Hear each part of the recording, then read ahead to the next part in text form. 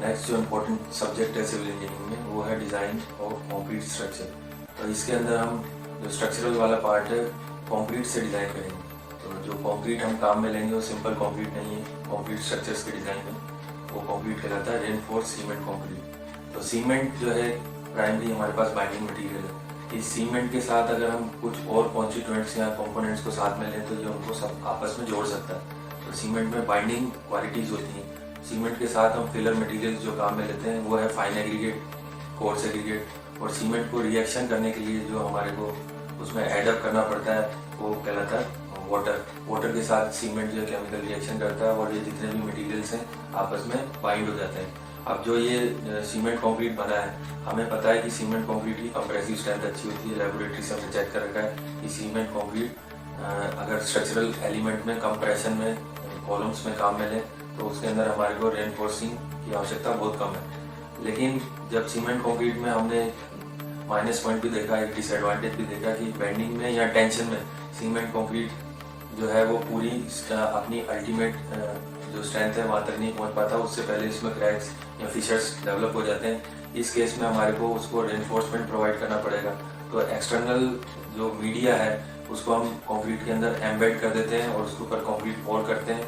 वो जो embedded media है वो रेनफोर्सिंग बार्स होती हैं, स्टील बार्स होती हैं। तो स्टील बार्स को अगर हम सीमेंट कंक्रीट के अंदर एडअप कर दें तो जो फाइनल एलिमेंट बनेगा वो रेनफोर्स सीमेंट कंक्रीट होगा। अब रेनफोर्स सीमेंट कंक्रीट को हम डिफरेंट शेप में मोल्ड्स कर सकते हैं। जैसे फुटिंग्स के अंदर हम मोल्ड कर सकते हैं। तो जिस तरह का हमारे पास मोल्ड अवेलेबल है, जैसी स्पेसिफिक साइज हमें चाहिए उस तरह का हम एक ढांचा बना करके उसके अंदर एक जाल रेनफोर्सिंग बार्स का बिछा करके और उसके ऊपर हम कंक्रीट को पोर कर सकते हैं। तो जो फाइनल एलिमेंट बनेगा वो होगा रेनफोर्स सीमेंट कंक्रीट पेडेस्टल या फुटिंग। इसी तरह से अगर वर्टिकल एलिमेंट जिसको कंप्रेशन में हमारे को लगाना है उसका हम मोल्ड बना करके उसमें एक सरियों का जाल बना करके उसके अंदर अगर सीमेंट कंक्रीट को पोर कर दें तो जो वर्टिकल एलिमेंट बनेगा वो कॉलम कहलाएगा। कॉलम एक्सियल भी हो सकता है, एक्सेंट्रिक भी हो सकता है। अब कॉलम से कॉलम के बीच में हमारे को अगर स्लैब को या हॉरिजॉन्टल किसी एलिमेंट को सस्टेन करना है तो उसके लिए हमारे को एक हॉरिजॉन्टल एलिमेंट डालना पड़ेगा। कॉलम से कॉलम के बीच में वो बीम कहलाता है। तो बीम की भी मॉडलिंग आप कर सकते हैं और बीम के अंदर स्पेसिफिक रेनफोर्समेंट डिटेल्स हम बना करके उसको डाल करके उसके ऊपर कंक्रीट पोर कर दें तो ये स्ट्रक्चरल एलिमेंट बीम कहलाएगा। और बीम के ऊपर और कॉलम के ऊपर जो फाइनल हमारा एलिमेंट है वो स्लैब्स हैं। स्लैब्स 1 वे भी हो सकती हैं, 2 वे स्लैब्स भी हो सकती हैं। इनकी भी हम शटिंग लगाते हैं। इनके ऊपर भी हम प्रॉपर एक रेनफोर्सिंग बार्स का जाल डालते हैं। उन जाल को और रेनफोर्सिंग बार्स को आपस में टाई अप करने के लिए हम एक बाइंडिंग वायर्स को यूज़ करते हैं और फाइनली हम कंक्रीट उसके ऊपर पोर करते हैं। तो जो सीमेंट कंक्रीट की ये जो रेनफोर्स 2 डायमेंशनल एलिमेंट बना वो कहलाता है 1 वे स्लैब या 2 वे स्लैब। 2 डायमेंशनल एलिमेंट इसलिए क्योंकि इसकी लेंथ और विड्थ होती है, थिकनेस बहुत कम होती है। 1 वे और 2 वे स्लैब्स में क्या डिफरेंस है ये भी हम देखेंगे।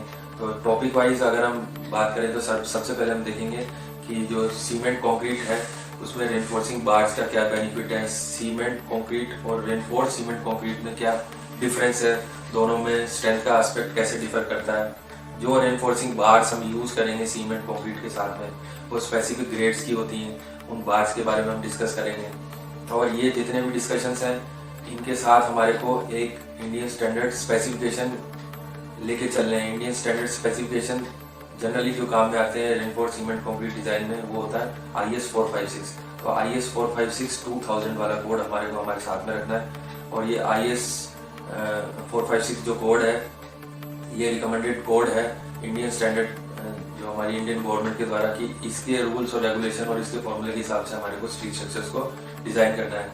जैसे वकालत में कुछ धाराएं वकील को पता होनी चाहिए। इन धाराओं की उनकी अलग अलग बुक्स रखी हुई हैं, कौन सी धारा कहाँ पे लगानी है, किस केस में लगानी है। इसी तरह से हमको सिविल इंजीनियर्स को जब कंक्रीट या स्टील स्ट्रक्चर्स को डिज़ाइन करना है तो हमारे को पर्टिकुलर फार्मूला कहाँ पे अवेलेबल है, कौन सा फार्मूला उस केस के लिए लगाना है ये हमारे को पता होना चाहिए।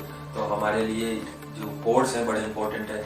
और concrete structure reinforce cement concrete structure के लिए जो बुक्स अच्छी मुझे लगती हैं और मैं जो आपको रिकमेंड करना चाहूँगा वो NK नहीं है। NK तो मैं कहता हूँ सिर्फ RTU में या जो भी आपकी यूनिवर्सिटीज़ है उनमें पास होने के लिए एक सिर्फ मीडियम है बीच का। बाकी जो आपको हायर कंटेंट्स की अगर आवश्यकता है, नीड है, अपने आप को अच्छा ग्रोथ करना चाहते हैं इन सब्जेक्ट्स में ओवरऑल सिविल इंजीनियरिंग में, तो आप जो इसके लिए पर्टिकुलर बुक्स हैं, उनसे ही आप जुड़े हुए रहें। तो BC Punmia limit state design से, जैसे हम स्टील स्ट्रक्चर्स को लिमिट स्टेट में डिज़ाइन करेंगे, इसी तरह से कंक्रीट जो स्ट्रक्चर्स हैं, रेनफोर्स्ड सीमेंट कंक्रीट जो स्ट्रक्चर्स हैं, इसको भी हम अच्छी बुक से कंसल्ट करके डिज़ाइन करेंगे। तो मैंने आपको बताया BC पूनमिया अच्छी बुक है, रामामूर्थम एक अच्छी बुक है, तो मैं ज़्यादातर BC पूनमिया को प्रीफर करता हूँ। और हमारे को जो 2 एम्पेरिकल थ्योरीज अवेलेबल हैं, वर्किंग स्ट्रेस मेथड, एक लिमिट स्टेट डिज़ाइन, तो हमें लिमिट स्टेट डिज़ाइन के अंदर जाकर के कैलकुलेशंस करनी है। आप ऐसी बुक मत खरीद के ले आना जिसमें वर्किंग स्ट्रेस फिलोसफीज के बारे में जानकारी दे रखी हो, तो आपके लिए वो पढ़ना बिल्कुल व्यर्थ जाएगा, क्योंकि आजकल जो लेटेस्ट टेक्नोलॉजी है डिज़ाइन करने की, वो है लिमिट स्टेट मेथड। तो वर्किंग स्ट्रेस मेथड और लिमिट स्टेट मेथड में क्या फ़र्क है, इसके बारे में हम डिस्कस करेंगे फर्स्ट यूनिट में। सीमेंट कंक्रीट और रेनफोर्स्ड सीमेंट कंक्रीट, इनमें क्या डिफरेंस है, जैसा अभी मैंने आपको बताया, इसके बारे में डिस्कस करेंगे। डिफरेंट ग्रेड्स ऑफ कंक्रीट क्या क्या है, जो कि हम मिक्सअप करेंगे रेनफोर्सिंग बार्स के साथ। तो ग्रेड्स ऑफ कंक्रीट हमें पता होना चाहिए, जैसे M10 क्या होता है, M15 क्या होता है, M20 क्या होता है, और इनकी जो कैरेक्टरिस्टिक वैल्यूज़ क्या है, डिज़ाइन वैल्यूज़ क्या है, इनके बारे में पता होना चाहिए। इसी तरह से जो स्टील रेनफोर्सिंग बार्स हैं जो मार्केट में अवेलेबल हैं, तो TMT बार्स क्या होती हैं, डिफॉर्म बार्स क्या क्या होती हैं, HYSD बार्स क्या होती हैं, या simple conventional mild steel reinforcing bars क्या होती हैं, इनके बारे में हम देखेंगे। इनमें स्ट्रेंथ का क्या डिफरेंस है, इनकी यील्ड पॉइंट स्ट्रेस वैल्यू क्या है और अल्टीमेट स्ट्रेस वैल्यूज़ क्या है, इनके बारे में देखेंगे। इन वैल्यूज़ से हम डिज़ाइन वैल्यूज़ कैसे कैलकुलेट करते हैं, इसके बारे में देखेंगे। और इसके बाद जो हम टॉपिक इसमें कवर करेंगे, जो फर्स्ट यूनिट है, ये तो एलिमेंट्री आइडियाज़ हो गए। इसके बाद जो फर्स्ट यूनिट है वो है सिंगली रेनफोर्स्ड बीम। तो सिंगली रेनफोर्स्ड बीम सेक्शन क्या होता है, अगर हम किसी बीम के बॉटम में रेनफोर्समेंट प्रोवाइड करते हैं तो ऐसा section singly reinforced beam section होता है।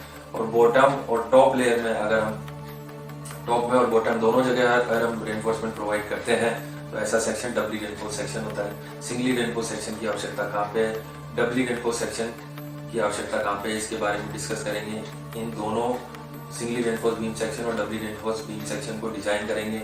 और अगर हमारे पास डिजाइन एलिमेंट है, कोई स्पेसिफिक बीम दे रखा है, तो वो कितनी स्ट्रेंथ लेगा, तो बीम की जो स्ट्रेंथ है वो उसकी क्या कहलाती है, बेंडिंग मोमेंट कैपेसिटी। तो बेंडिंग मोमेंट कैरिंग कैपेसिटी हम उसकी कैलकुलेट करेंगे। शियर फोर्स के लिए इसको चेक करेंगे, और उसमें डिफ्लेक्शंस जो है विद इन परमिसिबल लिमिट हो, इनके बारे में हम डिस्कस करेंगे।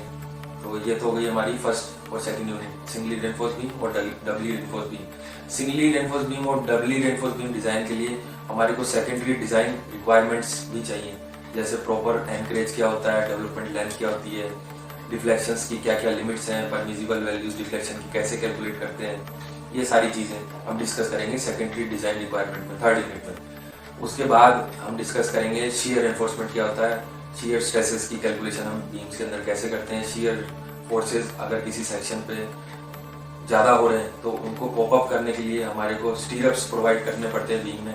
तो स्टीरअप्स को हम कैसे डिज़ाइन करेंगे, उनकी पास पास या दूर दूर स्पेसिंग कितनी रखनी है, और रिकमेंडेड स्पेसिंग्स क्या क्या हैं, कितने mm का डायमीटर का हम रेनफोर्समेंट बार मिनिमम स्टीरअप्स के अंदर यूज़ कर सकते हैं, ये सब डिस्कस करेंगे। इसके बाद हायर हायरार्की में हम जाते हुए कॉलम्स के बारे में डिस्कस करेंगे कि रेनफोर्स सीमेंट कंक्रीट कॉलम्स कैसे हम डिज़ाइन कर सकते हैं, पेडेस्टल क्या होता है, शॉर्ट कॉलम क्या होता है, लॉन्ग कॉलम क्या होता है, बकलिंग का क्या इफेक्ट होता है, और कंबाइंड बेंडिंग मोमेंट और एक्सियल लोड के लिए कॉलम कैसे डिजाइन होगा। एक तो सिंपल कॉलम हो गया एक्सियल लोडिंग के लिए, और एक axial loading plus bending stress के लिए कोई कॉलम को हम कैसे डिजाइन करेंगे, ये हम पढ़ेंगे कॉलम वाले पार्ट में। तो उसमें रेनफोर्सिंग बार्स कैसे डालनी, मिनिमम सेक्शन के अंदर कितनी रेनफोर्सिंग बार्स होनी चाहिए, जो रिंग्स हैं जिनसे हमने मेन रेनफोर्सिंग बार्स को टाई अप कर रखा है उनकी स्पेसिंग क्या होनी चाहिए कॉलम के अंदर, इसको हम डिस्कस करेंगे। और भी कई इंपॉर्टेंट टॉपिक्स हैं जो हम कॉलम्स में डिस्कस करेंगे। इसके बाद जो इम्पोर्टेंट हमारा नेक्स्ट यूनिट है वो है वन वे स्लैब। तो जो छत है, छत को हम दो तरह से बना सकते हैं, वन वे स्लैब कहलाती है, टू वे स्लैब कहलाती है। One way two way slabs के अलग अलग क्या स्पेसिफिकेशंस है, IS कोड रिकमेंडेशंस क्या क्या है, इनके अंदर हमारे को क्या बेसिक फॉर्मूले लेने हैं, ये सारी चीज़ें हम डिस्कस करेंगे। और one way two way slabs को कैसे डिज़ाइन करते हैं डिस्कस करेंगे।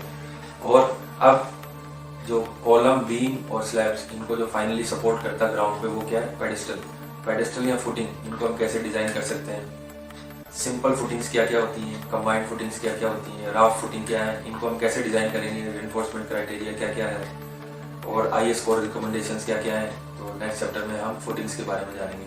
अब हायरार्की में जाते हुए हम रेनफोर्स सीमेंट कंक्रीट स्ट्रक्चर्स के अंदर डोम्स के बारे में डिस्कस करेंगे। डोम्स क्या होते हैं, स्फेरिकल डोम्स। आपने देखा होगा गुरुद्वारे पे या बड़े ऑडिटोरियम्स पे जो छत डली हुई होती है वो होलो स्फेरिकल डोम होती हैं। तो ये होलो स्फेरिकल डोम सेल्फ सस्टेनेबल कैसे हो, इनके अंदर हम रेनफोर्समेंट कैसे प्रोवाइड कर सकते हैं, इनके अंदर स्ट्रेसेस को कैसे कैलकुलेट कर सकते हैं, तो ये हम डोम्स वाले चैप्टर में देखेंगे। फिर वाटर टैंक्स का डिज़ाइन हम देखेंगे, और फिर और भी एडवांस टॉपिक्स हैं, जैसे ब्रिजेस का डिज़ाइन है। तो ब्रिजेस कई तरह के हो सकते हैं, टी बीम कैंटिलीवर ब्रिज हो गया, सिंपल कलवर्ट हो गया।